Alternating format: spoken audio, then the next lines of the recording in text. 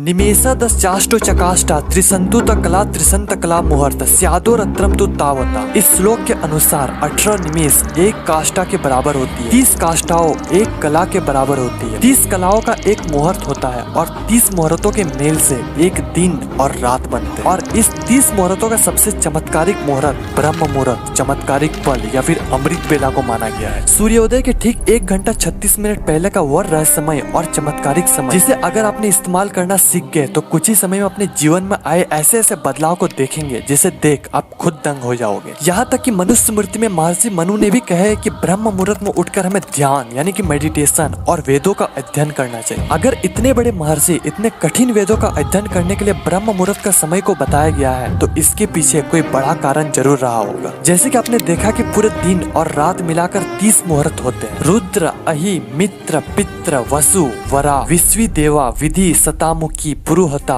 वाहिनी, नक्तनकारा, वरुण, आर्यमन, भागिरिसा, आजपद, अहिर्बुधिन्य, पुष्य, अश्विनी, यम, अग्नि, विधात्री, कंठ, अदिति, जीव, विष्णु, द्युमक, द्युति, ब्रह्म और समुद्र। और सभी मुहूर्त 48 मिनट तक चलती है। सूर्योदय के ठीक पहले 2 मुहूर्त होती है, ब्रह्म मुहूर्त, उसके बाद समुद्र मुहूर्त। आज की इस वीडियो में हम इस 2 मुहूर्तों के बारे में बात करें। सबसे पहले बात करते हैं ब्रह्म मुहूर्त के बारे में।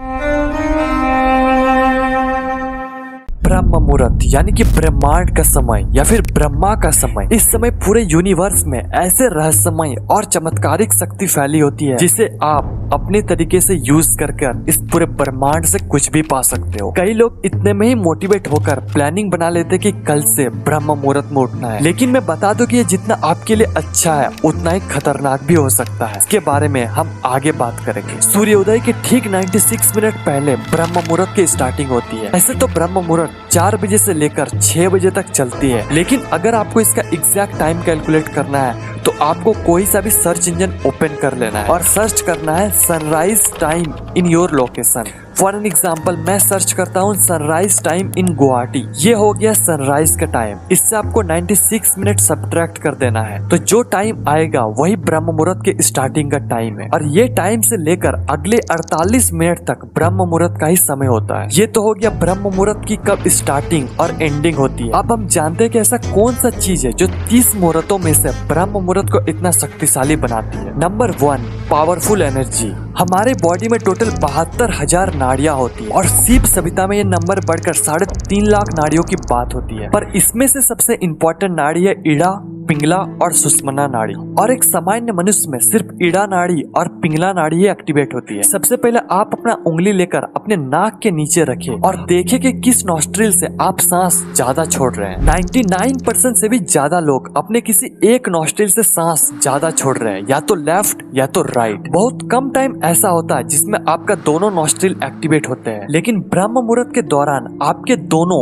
इड़ा और पिंगला दोनों नाड़ी एक्टिवेट हो जाती है और ये हमारे कुंडलिनी शक्ति को जागृत करने के लिए इंपॉर्टेंट रोल प्ले करती है। और जब आप ब्रह्म मुहूर्त में मेडिटेशन यानी कि ध्यान करते हैं तो आपका सुषुम्ना नाड़ी भी एक्टिवेट हो जाती है और ये हमारे मूलाधार चक्र से होते हुए सहस्त्र चक्र तक बहना स्टार्ट कर देती है। इसलिए साधु और योगी ब्रह्म मुहूर्त में उठकर ध्यान करते हैं। और इड़ा और पिंगला दोनों एक साथ एक्टिवेट होना कुंडलिनी शक्ति के लिए बहुत ज्यादा इंपॉर्टेंट है। लेकिन मैं रिकमेंड करूंगा कि आप किसी गुरु की उपस्थिति में कुंडलिनी शक्ति को जागृत करें, अन्यथा आपको ये नेगेटिव इफेक्ट भी कर सकता है। दूसरा, सर्केडियम रिदम। हमारे ये पूरे पृथ्वी और हमारा शरीर 5 महाभूत के मेल से बने हैं, आकाश, वायु, जल, अग्नि और पृथ्वी। और इन्हीं 5 तत्वों के मेल से हमारे बॉडी के 3 मुख्य दोषों का निर्माण होता है, जिसे त्रिदोषा भी कहते हैं, वात, पित्त और कफ। और इन तीनों दोषों में सबसे इम्पोर्टेंट दोष है वात दोष। इसलिए हमारे बॉडी में अगर वात दोष असंतुलित हो जाता है तो हमें किसी काम में कॉन्सेंट्रेटेड या फिर फोकस नहीं कर पाते। हमें एंजाइटी, डर, लोनलीनेस फील करते हैं। अकॉर्डिंग टू द आयुर्वेदा हमारे बॉडी में सुबह 2 बजे से लेकर 6 बजे तक वात दोष का लेवल सबसे ज्यादा होती है। इसलिए इस समय हमारे क्रिएटिविटी, कंसंट्रेशन और फोकस करने की एबिलिटी सबसे ज्यादा होती है। इसलिए हमें इस समय पर ज्यादा से ज्यादा क्रिएटिव वर्क करना चाहिए और इससे हमारा वात दोष का बैलेंस बना रहता है। Number 3, law of attraction. जिस तरीके से हम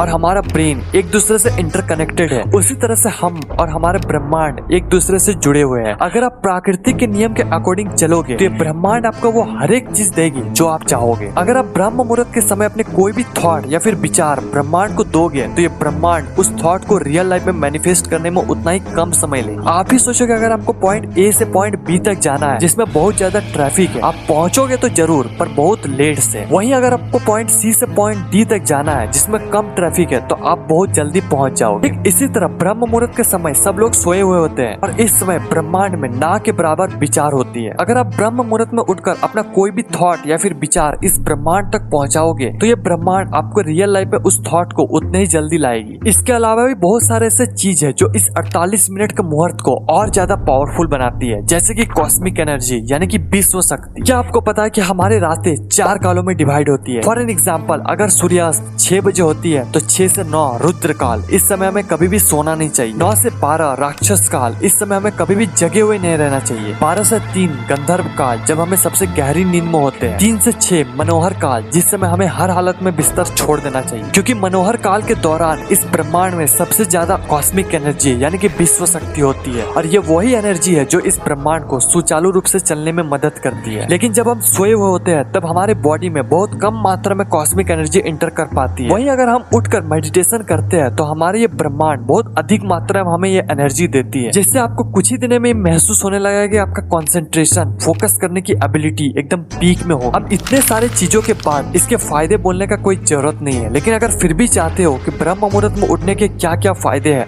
तो आप वीडियो को स्टॉप करके पढ़ सकते हो। आज की सो कॉल्ड मॉडर्न वर्ल्ड ने हमारी पूरी संस्कृति को खा चुकी है। जिस समय हमें सोना चाहिए उस समय हम डिनर करते हैं, जिस समय हमें उठना चाहिए उस समय हम सोते हैं। अगर फिर भी आप ब्रह्म मुहूर्त में उठ जाते हो तो आप इस समय में सबसे पहले फ्रेश होकर ध्यान यानी कि मेडिटेशन कर सकते हो या फिर पूजा या फिर कोई भी स्पिरिचुअल चीजें कर सकते हो। इसके बाद आप अफर्मेशन, विजुअलाइजेशन और लॉ ऑफ अट्रैक्शन जैसे सिद्धांतों पर काम कर सकते हो। ये ऐसा समय है जो आपको अपने बारे में बताती है, आपको अपने बारे में जानने को मौका मिलता है। इस समय को उपयोग करके आप अपने आप को और ज्यादा डेवलप कर सकते हो। यही नए सृजन या फिर सेल्फ क्रिएशन का समय। ध्यान रहे कि इस मुहूर्त में आपको प्लानिंग नहीं करना है, इसके अगले वाले मुहूर्त यानी कि समुद्रन मुहूर्त में आपको प्लानिंग करना चाहिए। आपको कभी भी ब्रह्म मुहूर्त में उठकर नेगेटिव थिंकिंग नहीं करना चाहिए। इस समय आप ट्रैवल या फिर किसी से झगड़ा नहीं कर सकते हो। इस समय ब्रेकफास्ट ना करें, इस समय में कोई भी सेक्सुअल एक्टिविटी ना करें। ऐसे करने से ये ब्रह्म मुहूर्त ना रहकर कुछ और ही मुहूर्त बन जाएगा आपके। कई लोग का मानना है कि ब्रह्म मुहूर्त में उठकर आप दोबारा सो सकते हो, लेकिन आयुर्वेद में ऐसा करना निषेध माना गया है। इससे हमारा त्रिदोषा का बैलेंस बिगड़ता है। सब तो हो गया, लेकिन ब्रह्म मुहूर्त में उठे कैसे? सबसे पहले आप ये समझो कि अगर आप लेट से सोकर उठते हो तो आप अचानक से ब्रह्म मुहूर्त में उठने का कोशिश ना करें, इससे आपका हेल्थ पर बुरा असर पड़ेगा। और अगर आप उठ भी जाते हो तो आप पूरे दिन थका हुआ, डिजीनेस, स्लीपी फील करोगे। इसलिए अपने टाइम को धीरे धीरे कम कर सकते हो। जैसे कि आप 8 बजे सो के उठते हो, कल आप 7:30 बजे उठो, फिर आप 3-4 दिन तक 7 बजे उठो, फिर आप 6:30 बजे उठो। ऐसे करके आपको प्रैक्टिस करके ब्रह्म मुहूर्त में उठना है। आपको अचानक टाइम में जंप नहीं करना है। अगर फिर भी सुबह को नहीं उठ पाते हो तो बोलना, इस पर वीडियो बना दूंगा। अभी के लिए कुछ नॉर्मल टिप्स।